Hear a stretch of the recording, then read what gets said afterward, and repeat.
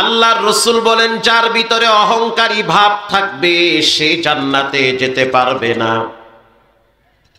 আর এই সমাজের ভিতরে সবচেয়ে বেশি অহংকারী হয় যারা সুদ খায়। সুদখোর এরা আল্লাহর সাথে যুদ্ধ করার ঘোষণা দিছে। আমনে তো কন নাউজুবিল্লাহ, হেরা তো কয় আউজুবিল্লাহ। প্রিয় সুদখোর ভাইয়েরা, সুদ খাবেন না। আহাল্লাল্লাহুল বাইআ ওয়া হাররামার রিবা। সুদকে হারাম করেছেন কে? আপন মায়ের সাথে জিনা করলে যেই অপরাধ, তার চেয়ে বেশি অপরাধ হয় যে সুদ খায়। আল্লাহর সাথে যুদ্ধ ঘোষণা করে যারা সুদ খায়। যারা সুদ খায় তাদের মৃত্যুর সময় জবানে কালেমা আসবে না। সুদখোরের কবরের ভিতরে জাহান্নামের রাস্তা, ওটার সাথে অ্যাডজাস্ট করে দিবেন কে? সুদখোর ভাইয়েরা, বিনয়ের সহিত বলি, সুদ খাবেন না। সুদ খাওয়া মহাপাপ। যে ব্যক্তি সুদ খায় সে যেন নবীর সাথে দুশ্মনী করে। সুদ খাওয়া যাবে? খায়েন না সুদ। এর চেয়ে বেশি কইলে আমি যাইতে পারি কিনা আবার আল্লাহ জানে। কেন রাস্তায় খাড়ায়া যায়, হুজুর কইছেন কি আপনি? আমনারই আগে সাইজ করি। ভয় নাই কই আমনে কইবেন চালায়া যান, পরে যখন সাইজ করবে তখন কইবে এত কওয়ার দরকার কি? ঠিক না বেঠিক? তারপরেও বলতে হবে। কে কি বলল, কে কি করলো এটা দেখার বিষয় না। একজন আলেম জীবনের সর্বোচ্চ ঝুঁকি নিয়ে কোরআন হাদিসের সঠিক কথা বলবে। সুদ খাওয়া যাবে না। বাহ্যিক ভাবে সুদ খাইলে মনে হয় অনেক টাকা কামাই করে, আসলে না, আর এক দিক থেকে তার নেমে যায়। সুদখোরের ছেলে মেয়ে কখনোই মা বাবার অনুগত নেককার সন্তান হতে পারে না, তারা হারামখোর হয়। যেই লোকটা সুদ খায় তার বউ জানে না যে আমার জামাই সুদ খায়? কথা কন না। তো বউ যদি জামাইরে কয় যে তুমি সুদ খাবা না, তোমার পাও ধরছি। একটা পুরুষ যতই শক্তিশালী হোক আর যত শক্ত দিলের হোক, সে তো নারীর কাছে গেলে দুর্বল হয়ে যায়। তো ম্যাডামরা কেন কয় না যে এই সুদখোর জামাই, সুদ খাইলে কিন্তু তোমার সংসার করুন না? এটা বলুক, এইটা কইবে না। না, জামাই যদি কয় বিয়ে আর একটা করবো, গোলামের ফো ঠ্যাঙ্গের গোড়া কাটতে দিব। কথা কন না। ও জামাই বিয়ে আর একটা কর কথা কইলে তখন মাথা গরম হয়। আর জামাই যখন সুদ খায়, গরিবের রক্ত চুষে খায়, জামাই যখন দুর্নীতি করে, চুরি করে, তখন ঘরের মা বোনেরা কেন বাধা দেয় না, কেন প্রতিবাদ করে না, কেন স্পষ্ট বলে না সুদখোরের ঘরে আমি সংসার করতে চাই না? স্পষ্ট জানিয়ে দেন। এই 2-5টা বউ যদি বাপের বাড়ি গিয়ে খুঁড়া মারে যে সুদখোরের লাগে থাকুন না, তাহলে এই সমাজে কোনো সুদখোর থাকবে? থাকবে না। প্রিয় ভাইয়েরা আমার, আল্লাহর রাসূল বলেন জাহান্নামে তারা যাবে যাদের ভিতরে অহংকারী ভাব আছে। 3 নম্বরে যাদের অন্তরের ভিতরে বিদ্বেষ রয়েছে। গ্রামের মানুষ বিদ্বেষ বুঝবেন না, হিংসা রয়েছে। হিংসা বুঝেন? আর একজনের উন্নতি দেখলে আপনার কলিজার মধ্যে কামড় মারে। ভাই, আপনি আর সে দুইজনে তো একসাথে স্কুলে পড়তেন, এখন তো আপনি মাটি কেটে পেট চালান, আর আপনার দোস্ত তো সেনাবাহিনীতে চাকরি করে। তো আপনার উচিত যে সেনাবাহিনীতে চাকরি করে, আলহামদুলিল্লাহ, ভালো, দোয়া করি আল্লাহ তারও আরো সফলতা দান করুন। কথা ঠিক না বেঠিক? আপনার বাড়ির পাশের একজন ব্যক্তি ঢাকায় গেছে। ঢাকায় যাওয়ার পরে হঠাৎ তিনি আস্তে আস্তে কিছুদিনের ভিতরে বড়লোক হয়ে গেছে। এখন আপনার উচিত তার পিছনে না লেগে বরং তার জন্য দোয়া করা, দয়ার মালিক আল্লাহ তুমি তারে আরো সফলতা দান করো, আরো ভালো রাখো। হিংসা কাকে বলে? আল্লাহ আপনাকে যেটা দিছে ওটা আমার কলিজার ভিতরে কামড় মারে। কেন লেগে আল্লাহ আপনার এত ভালো রাখে? কেন আপনি ভালো চলেন? আপনার ছেলে মেয়ে কেন কথা শোনে? আপনি না খাইয়ে মরতে পারেন না? এই যে ভিতরে জ্বালা পোড়া, এটাকে কি বলে? হিংসা। মুস্কি হাসিতে আসছে। হাকিমুল উম্মত থানবী লেখেন, একজন হিংসুক ঘুমায় রইছে। রাত্রিবেলা জিন আইসা বলতে আছে, হিংসুক আমি কিন্তু জিন, আমার কিন্তু অনেক পাওয়ার আছে, আমার নামে, আমাদের নামে কোরআনে সূরা আছে, সূরা জিন। কুল উহিয়া ইলাইয়া আন্নাহু ইসতামা'a নাফারুম মিনাল জিন ফাকালু ইন্না সামি'না কুরআনান আজাবা। কোরআনের ভিতরে জিনদের নামে একটা সূরা আছে না নাই? ভিন্ন এক আয়াতে রব্বুল আলামিন বলেন, ওয়ামা খালাকতুল জিন্না ওয়াল ইনসা ইল্লা লিয়াবুদুন।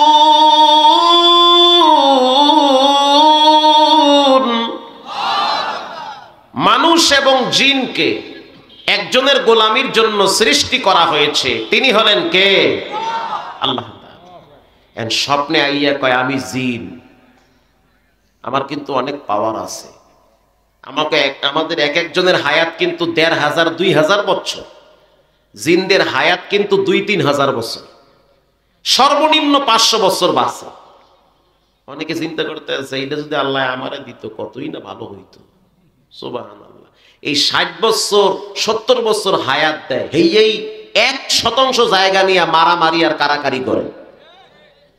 ৫০০ বছর বাঁচলে তো রান্দালয়া রাস্তায় রাস্তায় ঘুরবেন। আমি জিন, আমার অনেক শক্তি, তোমার কিছু লাগবে বলো। সুলাইমান নবীরে দাঁড় করায় রাইখা বাইতুল মুকাদ্দাস আমরা বানাইছি, এত পাওয়ার আল্লাহ আমাদেরকে দিছে। এখন ওই গরিব ব্যক্তি বলতে আছে, ঠিক আছে আমি তো গরিব মানুষ, কৃষক মানুষ, তুমি আমারে ২টা হালের গরু কিনে দাও। গরু চিনেন? যে যেমন তার চাহিদাও তেমন, ২টা গরু দাও। জিন বলতে আছে, তোমারে ২টা গরু দিতে পারি, শর্ত হলো তোমার বাড়ির পাশে যার ছায়া দেখলে তোমার কলজা জ্বলে, যার লাগে তোমার লাগে ঠেলা ঠেলি, অরে দিমু ৪টা, তোমার ডাবল হেরে দিমু। এই হিংসুক কয় মোর একটাও লাগবে না। কথা বুঝেন নাই? তোমারে দিমু ২টা, হেরে দিমু ৪টা, ওরে ৪টা দেবা, ওই দেখলে তো মুই সহ্য করতে পারবো না, ওরে মোর আল্লাহ, মোর দরকার নাই, একটাও লাগবে না। এটারে কি কয়? হিংসা। সকালবেলা বউ জিগায়, কিও তোমার মেজাজ কেন গরম? স্বপ্নে দেখছি জিনে আইয়া কয় কিছু লাগবে, তা তুমি কইছো কি? ২টা গরু দে। সমস্যা? কওয়ারে দেয় ৪টা, কওয়ারে ৪টা না ৩০টা দেখ, তোমার সমস্যা কি? তোমারে তো মাগনা দিতে আছে, তো মাগনা তো ব্রয়লার মুরগি পাইলেও তো নেওয়া দরকার। কথা কন না কেন? মাগনা। ঠিক আছে, এইবার আইলে আবার কোনো দেও। কিছুদিন পরে আবার আইসা বলতে আছে কিছু লাগবে। কাহা লাগবে? কি লাগবে? গরু দে। ৪টা দিব। দে ৪টা। কওয়ার দরকার নাই, অহনলেও কলজা জ্বলে। সকালবেলা তাকায় দেখে তার ২টা গরু, তার 4টা গরু। কিছুদিন পরে আবার আইসা বলে কিছু লাগবে। কয় হ, কি লাগবে? ২টা মহিষ দে। কওয়ারে দিব ৪টা। দে ৪টা। সকালবেলা তাকায় দেখে ওর 4টা মহিষ। মেজাজ ফুল গরম হয়ে গেছে। কিছুদিন পরে আবার বলে কিছু লাগবে। কয় হ লাগবে। কি লাগবে বল? কয় একতলা একটা বিল্ডিং বানায় দাও। কওয়ারে দিব 2 তলা। দে 2 তলা। পরের দিন ছায়া দেখে যে হ ওই পুকুরের কিনারে 1 তলা, এর দেখে 2 তলা। মাথা এত গরম হয়ে গেছে যে করলোটা কি, আমার 1 তলা ওর 2 তলা। কিছুদিন পরে আবার বলে কিছু লাগবে। কয় হ কি? মোর একটা চৌক উড়াইয়া লইয়া যান। মানে যাওয়ার সময় আর 2টা চৌক উড়াইয়া লইয়া যাবে। এটা কি কয়? আরো জোরে বলেন। হিংসা। তো কিছু মানুষ এরকম হিংসার আগুনে জ্বলে পুড়ে তুষ হয়ে যায়, আর নীরবে একা একা খালি জ্বলে আর চায়ের দোকানে বসে আর একজনের গীবত করে। এগুলো গ্রামগঞ্জে বেশি হয়। চায়ের দোকানগুলায় মোটামুটি একটা বিশাল সিনেমা হল বানাই হেলাইছে। এই সমাজের অনেক মুরব্বীদের গুরুত্বপূর্ণ হায়াতগুলা কাটে চায়ের দোকানে। টিভি আমাকে দেশে আছে, আপনাদের দেশে তো সব আল্লাহর ওলি। মাগরিবের পর থেকে রাত 10টা পর্যন্ত টিভির সামনে বিড়ি, টিভি, চা, এই তিনটা নিয়ে অনেক দাড়ি পাকা মুরব্বীরাও ব্যস্ত থাকে। আলহামদুলিল্লাহ, আপনাদের তারাশে এমন নাই, আছে, অভাব নাই। আবার ইয়ং যুবক, তরুণ তরুণী এদের সময় কাটে পাবজি, ফ্রি ফায়ার, টিকটকে, এটি নিয়েই ব্যস্ত। সাফেরে নিয়ে টিকটক বানায়। ওরে মোর সান কপাল রে, কি কপাল! লেজ দিয়ে ঘুরাইতে আছে, আর একজন রে কয় তুই ভিডিও কর, ফেসবুকে ছাড়িয়ে দিব, সবাই আমারে কইবে হিরো হয়ে গেছে আমি। তো সাপের লেজ ধরে ঘুরানো শুরু করছে। সাপ তো ঘুরতে ঘুরতে চিন্তা করে মুই কি দেশে আছি না মুই ইন্ডিয়ায় আইছি, এত ঘুরাই। ঘন্টা খানেক পর দেখে সাপ বেটকায় রয়েছে, মনে করছে মরছে, আসলে মরে নাই, বং ধরছে। শয়তানে কামড় দিলে যা হয়, চিন্তা করতে আছে সাপের লেজ ধরছি, এতে তো মনের শখ মেটে নাই, তো সাপের কল্লা ধরিয়া কপালে একটা জুমা দিব, আর তুই ভিডিও কর, ভালো করে কর। ওরে গাঞ্জা খোর! এইবার সাপের কল্লা ধরিয়া চুমা দিতে গেছে, এই কুড়িগ্রাম নাগেশ্বরীতে পত্রিকায় আসছে। তো যখন চুমা দিবার কাছে সাপ চিন্তা করে তুই দিবি কি, তোর এই চুমা দিয়ে আগে। কথা ঠিক না ব্যাঠি? ফস করে মাইরা দিছে, এখানে একের জায়গায় কে করে উঠছে। এই হলো অবস্থা। দেখেন নাই কয়দিন আগে টিকটকার ফাটি রেল লাইনের সামনে খাড়াইয়া ভিডিও করে, ট্রেন আইসা মারছে ধাক্কা, এক ধাক্কায় সিটার নিয়ে হইছে। ঠিক না ব্যাঠি? আরে মগো বরিশালে কথা, কয়দিন আগেও দেখছি মায় পোলায় মাইয়ায় এরা গেছে পার্কে কুমির দেখতে। আচ্ছা, কুমির দেখতে গেছো ভালো কথা, দূর থেকে দেখো। পোলায় কইতে আছে যে মা, কুমিরের ফিডে হাত দিয়ে মুই একটা ছবি তুলবো, মোরে কি একটু অনুমতি দেবা? মায় কইতে আছে কে, তোরে কি শয়তানে কামড়ায়? কুমিরের ফিডে হাত দিয়া ছবি তুলবা, এটা কোন ধরনের মানসিকতা? কুমির কি তোমার দুলাভাই লাগে? কয় না, মুই তুলমু, ফেসবুকে ছাড়মু, বন্ধু বান্ধব দেখবে যে মুই কুমিরের ফিডে হাত দিয়ে ছবি তুলছি, আর সবাই বলবে মুই একটা হিরো হইয়া গেছি। মোর কথা কি বোঝেন? এই তো শয়তানে কামড় দিছে। হে কুমিরের ফিডে হাত দিয়া ছবি তুলতে আছে, কুমিরে চিন্তা করতে আছে, আহ এত মহব্বত করে কাছে আইছো, তোমারে কে ছাড়িয়া দেওয়া যায়? তো কুমিরের লেজ দিয়ে মারছে বাড়ি, বাড়ি মারার ঠেলায় খপ করে ধরছে মাজারে হিন্দে। তো ধরার সাথে সাথে মা কইয়া চিৎকার মারছে জোরে, কামইবে না, অত লইয়েই গেছে ভিতরে। তো যার কাম নাই হে করে আকাম। কথা কর না কাম। লেখাপড়া করো, লেখাপড়া ভালো না লাগলে বাদাম বিক্রি করো, অটো চালাও, রিক্সা চালাও। বাবার পকেটের টাকা নিয়ে তুমি ফেসবুক, টিকটক, ইউটিউব নিয়ে ব্যস্ত হবা কেন? নিজে পরিশ্রম করে টাকা বাবার হাতে তুলে দিবা। যেদিন পদ্মা সেতু বাংলাদেশে নতুন উদ্বোধন হইছে, ওই দিন এক যুবক পদ্মা সেতুতে খাড়াইয়া খাড়াইয়া মরতে আছে, পত্রিকায় দেখছেন আপনারা। আচ্ছা, আপনারা বলেন ডাইনে বামে কি মোতার জায়গা নাই? কথা কন না কেন? তো ওখানে খাড়াইয়া মোতা লাগবে কেন? সমস্যা কি? পদ্মা সেতু তো কোনো বাবার সম্পদ না, এটা জনগণের টাকার সেতু। আসতে বলবেন না, জোরে বলেন। এখানে আমার টাকা, আপনার টাকা, বিএনপির টাকা, জামাতের টাকা, হেফাজতের টাকা, সবার টাকা। তা তুমি হেনে মরতে যাও কা? শয়তানে হুজুর কামড় দিছে। শয়তানে যদি কেউ খোসা মারে, হে কাম থুইয়া আকাম করে। এই মজমায়ও দেখবেন কিছু মানুষ 2-2.5 ঘন্টা বয়ান টয়ান শুই না, সেই বয়ান এক টানে তারাস, আর এক টানে ওই রাজশাহী, টান আর টান, সেই রকম বয়ান। ওরে সুর, ওরে সুবহানাল্লাহ, এত সুর আর সুর। এইয়া কইয়া বয়ান টয়ান হইন না, যাওয়ার সময় কইবে টুফি খোল, বিড়ি আর একটা ধরা। কথা কন না কেন?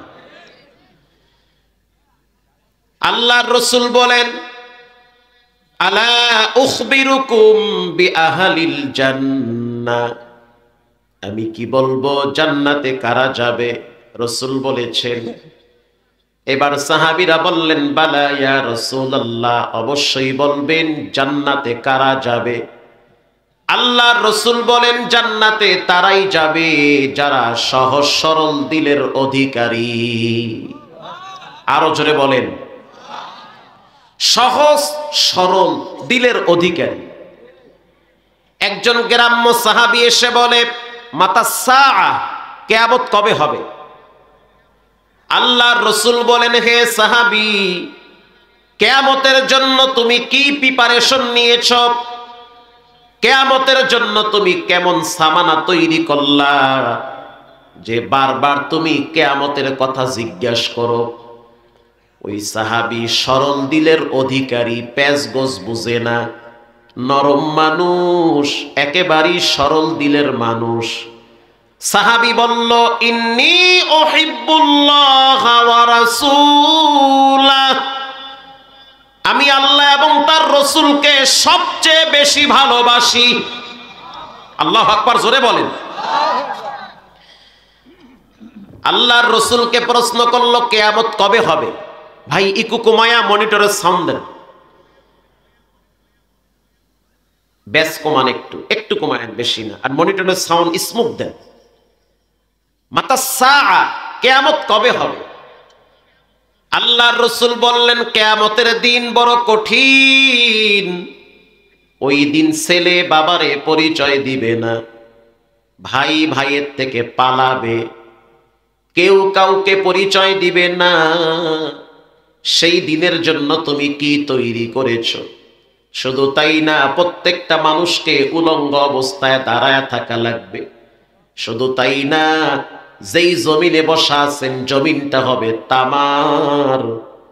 এই জমিনে সেদিন ঠান্ডা থাকবে না, সূর্যের তাপে জমিনটা থাকবে গরম।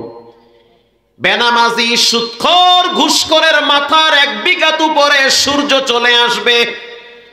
সূর্যের তাপের কারণে ভাতের মারের মতো ঘিলুগুলা টকবক করে ফুটবে। মাথার ঘিলুগুলা বায়া বায়া বায়া বায়া তামার জমিনে পড়বে। আল্লাহ বলেন, কানা মিকদারুহু 50,000 সানাতিম মিম্মা তাউদ্দুন। 50,000 বছর প্রত্যেকটা মানুষকে দাঁড়ায় থাকা লাগবে। ও বেনামাজি, মসজিদে গিয়া 10 মিনিট নামাজে দাঁড়ায় থাকতে কষ্ট লাগে, চায়ের দোকানে 3 ঘন্টা বইসা থাইকা চা টিভি দেখতে ভালো লাগে। আসতে বলবেন না, জোরে বলেন। সোজা হইয়া যান, দিন আইতে আছে, দিন আসতেছে।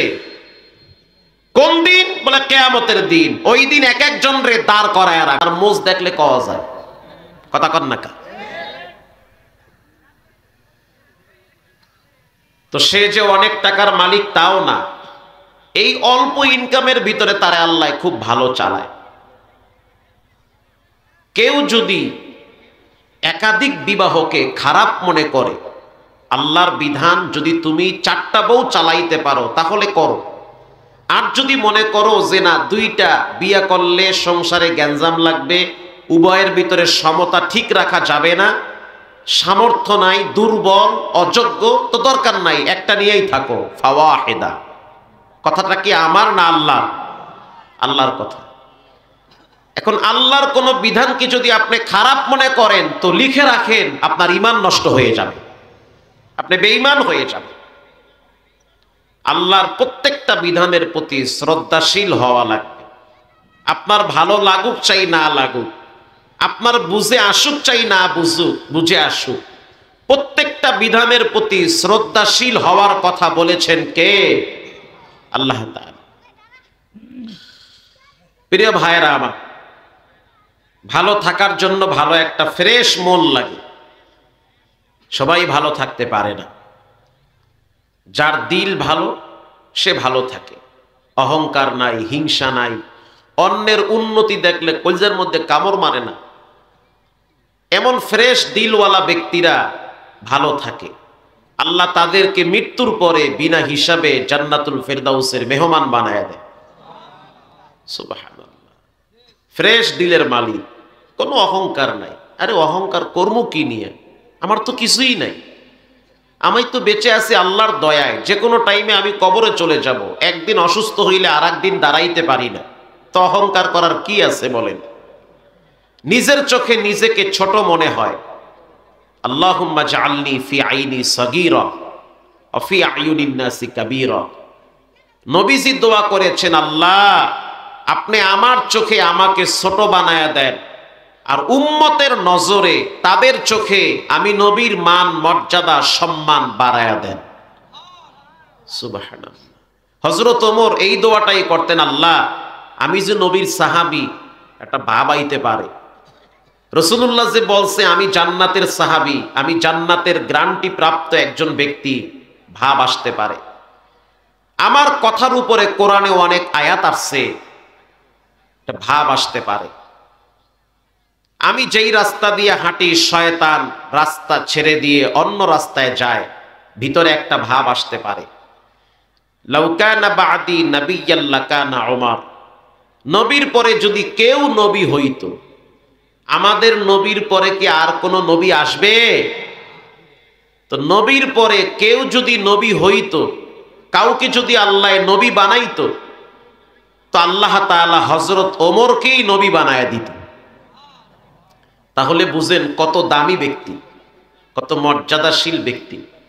রাসূলুল্লাহর ইন্তেকালের পরে আবু বকরের ইন্তেকাল, সে রাসূলুল্লাহর পাশেই শুয়ে আছে মদিনার রওজায়। ওমরের চিন্তা হলো আমার মৃত্যুর পরে আমি যেন নবীজির পাশেই থাকতে পারি। আল্লাহ সেই দোয়াও কবুল করছে। মদিনায় গিয়া দেখবেন রসুলের দুই পাশে দুইটা কবর, একটা আবু বকরের আর একটা ওমরের। আল্লাহু আকবার। এই ওমর সে বলেন, আল্লাহুম্মা জাআলনি ফি আইনি সাগীরা। আল্লাহ টাকা সম্পদ ক্ষমতা শিক্ষা দীক্ষা এগুলার কারণে মানুষ অহংকারী হয়, আমি যেন অহংকারী না হই। আপনি আমার চোখে আমাকে ছোট বানায়া দেন, আমি যেন আমাকে পাপী মনে করি, আর মানুষ যেন আমাকে বড় মনে করে। সুবহানাল্লাহ বলেন। তা আপনার চোখে আপনি ছোট হবেন, আপনার কৃতকর্ম, আপনার আচরণ, আপনার ব্যবহার এগুলো দেখে মানুষ আপনাকে নিয়ে পিছনে পিছনে গর্ব করবে, দোয়া করবে। কথা ঠিক না বেঠিক? তো মানুষ এমন এক জাত যাদের ভিতরে অহংকারী ভাব আসে, যাদের অন্তরে হিংসা থাকে, যাদের অন্তরের ভিতরে বিদ্বেষ থাকে। তো ভালো থাকার জন্য এই রোগগুলা যদি আপনার অন্তরে থাকে, তাহলে আপনি ভালো থাকতে পারবেন না। অহংকার যদি অন্তরে থাকে, যেমন আপনার একজনে একটা ধমক মারছে, আপনি চেয়ারম্যানের দুলাভাই, ধমকটা মারছে। এখন যদি আপনি চিন্তা করেন চেয়ারম্যানের দুলাভাই ধমক মারছে, কা সারা রাত টেনশনে ঘুম হয় না, ডেক্কা নিমু গোষ্ঠী হুদ্দা উদ্ধার করমু, ওমরে চেনে মুই কেডা। কথা কি বুঝতেছেন? তাহলে আপনার মনে কি শান্তি থাকবে? থাকবে না। তার চেয়ে আপনি একটা কাজ করেন, তাকে মাফ করে দেন, যাও।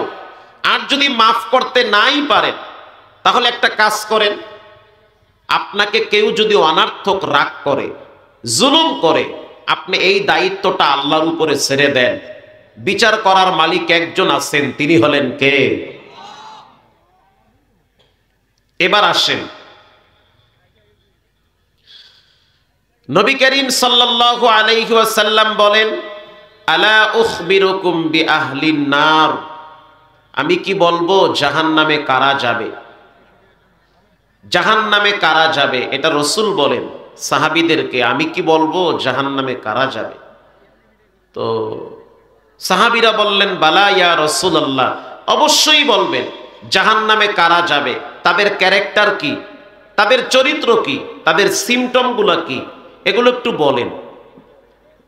আল্লাহর রাসূল বলেন, কুল্লু উতুল্লিন জাওয়াজিম মুস্তাকবিরিন আয় মুতাকাব্বিরিন। জাহান্নামে যাবে তারা যাদের ভিতরে তিনটা বদ অভ্যাস থাকবে। বলেন নাউজুবিল্লাহ। জাহান্নামে যাবে তারা যাদের ভিতরে বদ অভ্যাস থাকবে। কয়টা? এটা হাদিসের কথা, এটা বুখারী শরীফের হাদিস, এটা মামু বাড়ির কিচ্ছা না। জাহান্নামে যাবে তারা যাদের ভিতরে তিনটা বদ অভ্যাস থাকবে, তিনটা বদ আমল থাকবে। আমি কি বলবো? নাম্বার 1, যারা প্রচন্ড বদ মেজাজি। আমি কিন্তু বয়ান করতে আমার একটু সময় লাগবে, ধরেন 1.5-2 ঘন্টা টাইম লাগবে। আপনারা কি শেষ পর্যন্ত থাকবেন? পিছনের ভাইরা মনে হয় যে অনেকেই ঘুমায় গেছে। কি ঘুমায় গেছেন? কে কে ঘুমাইছেন 2 হাত তুলে আল্লাহরে দেখান। মাশাআল্লাহ, মাশাআল্লাহ, অনেকেই ঘুমায় গেছেন। মাশাআল্লাহ, ওটা ভুলে হাত তুলে ফেলাইছে। এটা মাঝে মাঝে একটু হাত তোলা দরকার আছে, নাহলে তো ঘুমায়া পড়বে। আল্লাহ আপনাদেরকে ধৈর্যের সহিত শেষ পর্যন্ত থাকার তৌফিক দান করুন। আরো জোরে বলেন আমিন। আবু হুরায়রা রাদিয়াল্লাহু তাআলা আনহু একদিন গাছ লাগাইতেছে। হাদিসটা আমি গতকালকে দেখলাম, বাইহাকি শরীফের হাদিস, আগামী জুমার আলোচনার বিষয়। আবু হুরায়রা গাছ লাগাইতেছে, রাসূলুল্লাহ তাকায়া দেখতেছে আবু হুরায়রা একটা চারা লাগাইতেছে। চারা চিনেন? চারা, গাছের চারা। তো রাসূল বলতেছে আবু হুরায়রা কি লাগাও? বলে আমি একটা চারা লাগাইতেছি, আপনি দোয়া কইরেন এই গাছটার মাধ্যমে যেন আল্লাহ আমাকে দুনিয়ায় কল্যাণ দান করে। তো রাসূল বলল আখিরাতের কল্যাণের জন্য একটা নিয়ম শিখাই দিব তোমাকে, তুমি একটা চারা লাগাইতে পারবা? বলে অবশ্যই। রাসূল বললেন সুবহানাল্লাহ আলহামদুলিল্লাহ ওয়ালা ইলাহা ইল্লাল্লাহ আল্লাহু আকবার। এই শব্দগুলা বলার সাথে সাথে আল্লাহ তাআলা তোমার জন্য জান্নাতে একটা করে গাছ লাগায় দিবে। এই যে একবার বললেন সুবহানাল্লাহ, আল্লাহর কসম, রাসূলুল্লাহর কথা বলার সাথে সাথে জান্নাতে একটা গাছ তৈরি হয়ে যায়। তো সুবহানাল্লাহ আলহামদুলিল্লাহ ফাঁকে ফাঁকে বলবেন, ইনশাআল্লাহ বলেন। তো রাসূল বলল যে জাহান্নামে তারা যাবে যারা প্রচন্ড বদ মেজাজি, কথায় কথায় গালাগালি করে। 19 থেকে 20 হয়ে গেলে ভাষার ব্যালেন্স নষ্ট হয়ে যায়। নাই এমন মানুষ মা বাবা তুলে গালাগালি করে। অনেক হাজি সাহেবও আছে, হজ করে আসার পরে দেখি টুপি খুললে আর একজনের গাইলে। উনি কয় 100 বার, কথা তো ঠিকই। তো যাদের ব্যবহার খারাপ, ভাষা খারাপ, রাসূল বলেছেন তারা যেন অপেক্ষায় থাকে তাদের রব তাদেরকে মাথা নিচের দিকে দিয়ে পা উপরের দিকে উঠায়া বাইন্দা ছেঁচড়ায়া জাহান্নামে ফেলাবে। কারণ জিহ্বা কারো বাবার দেওয়া পৈতৃক সম্পদ না। যেই জিহ্বা দিয়া গালি দিচ্ছেন এটা কার দেওয়া? এটারে বেকা বানায়া ক্যান্সার দিয়া ভিতর দিয়া রক্ত বাইর করতে পারে আল্লাহ, অনেকেরে বাইর করে। তো আল্লাহ আপনার জিহ্বাটার চমৎকার একটা স্বাদ গ্রহণ করার বস্তু দিয়েছে, কথা বলার শক্তি দিয়েছে। তাই বলে যাকে তাকে গালাগালি করবেন, যাকে তাকে নিয়ে উপহাস করবেন, এটা হতে পারে বদ মেজাজওয়ালা ব্যক্তি। কিছু মানুষ আছে যারা বাহিরে মেজাজ দেখায়, ঘরে গেলে এরা পাত্তা পায় না। মানে বউয়ের লাগে যদি মেজাজ দেখায়, বউ এমন জাডি মারে, ডরের ঠেলায় দৌড় মারে। বউরে যদি কয় 1 কাপ চা দাও, কয় তুই লইয়া খা, যৌতুক খোর। আছে না নাই? এটি ধনী ফ্যামিলিতে বেশি আছে। ছেলে মেয়েরা পাত্তা দিতে চায় না, কিছু বললে ধমক দেয়, বৃদ্ধাশ্রমে যাও নাইলে মসজিদে গিয়া জিকির করো। তো ঘরে যারা পাত্তা পায় না এরা রাগ দেখায় বাইরে গিয়ে। তো বাইরেও রাগ দেখাইতে পারে না, ঘুরে ফিরে মসজিদের ইমাম আর মুয়াজ্জিনের লাগে ঠেলাঠেলি করে। এই কোয়ালিটির কিছু মানুষ এই দেশের ভিতরে আছে না নাই? অভাব নাই। ঘরে কথা বলার কোনো অপশন নাই। কিছু বললি ছেলে মেয়েরা বলে বাইন্দা ধরে রাখো, ঘরের মধ্যে কাল বস্তা দিয়ে যাইতে ধরবো। ডরে ঘরেই ঘুমায় না। চার দোকানে গিয়া যদি কয় চা দাও, এত গরম ভাবে কেন চা চাও? তোমার ব্যবহার খারাপ, তোমারে চা দিব না, আর এক দোকানে গিয়া যাও। রিক্সাওয়ালারে কয় রিক্সাওয়ালা যাবা, পাও আছে না, আটতে যাও, তোমার ওই খেট খেটে মেজাজ আমি নিমুনি তোমারে। তো বদ মেজাজ যারা, যাদের ব্যবহার খারাপ, তারা কখনোই বাহিরে আর ঘরে সম্মান পায় না, তাদেরকে মানুষ দেখতে পারে না। তো রসুল তো কথা আরো আগেই বলছেন, যাদের ব্যবহার খারাপ তাদের ঠিকানা কোথায়? জাহান্নামে।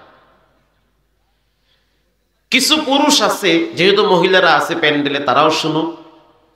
কিছু পুরুষ আছে বাহিরে গরম দেখাইতে পারে না, ঘরে সহজ সরল বইয়ের লাগে গরম দেখায়। বাজারে গেছে মাছ কিনতে, তারাস নদীর মাছ ওঠে না, মাঝে মাঝে গিয়া দেখে বিশাল এক বোয়াল বেটকায় রইছে। তো মাছওয়ালারে বলতেছে, তোমার মাছের দাম কত? কয় 1350। যে কিনতে গেছে এ কইতে আছে 30 টাকায় দিবি। দাম চাইছে কত? বলছে কত? 30। যার মাছ, হের কি মাথা ঠান্ডা আছে না গরম? কয় কি 1350, কয় 30। এটা কোনো কথা? মাছওয়ালায় তো রাইতে আর ঘুমায় নাই, মাছ ধরছে, মেজাজ তো ফুল গরম। জোতা হাতে লইয়া কয়, তোর বাপ জীবনে মাছ খাইছে? তো যে বলছে 30 টাকা, হে তো মনে করেন হের জোতা ধুইয়া মারছে দৌড়।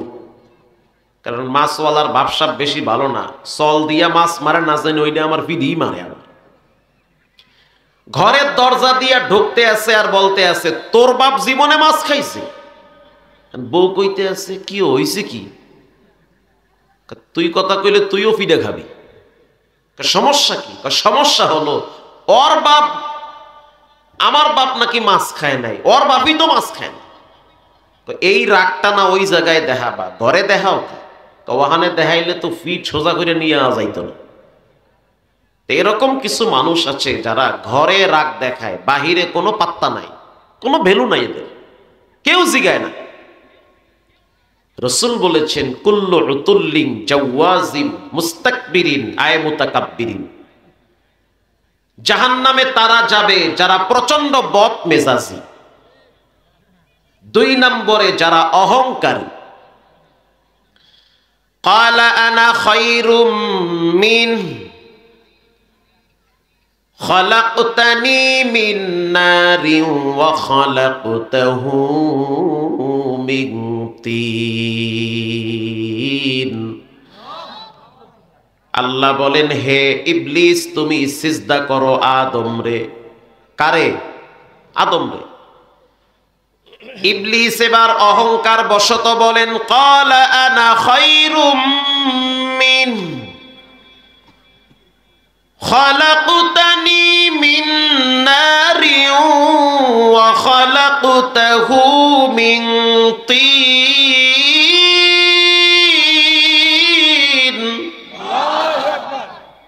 আমি হইলাম আগুনের তৈরি, আর হ্যাঁ তো মাটির তৈরি। আগুনের পাওয়ার বেশি না মাটির পাওয়ার বেশি? আগুন তো পুইরা শেষ করে ফেলায় সব, মাটির পর্যন্ত পুড়ে ফেলে আগুন।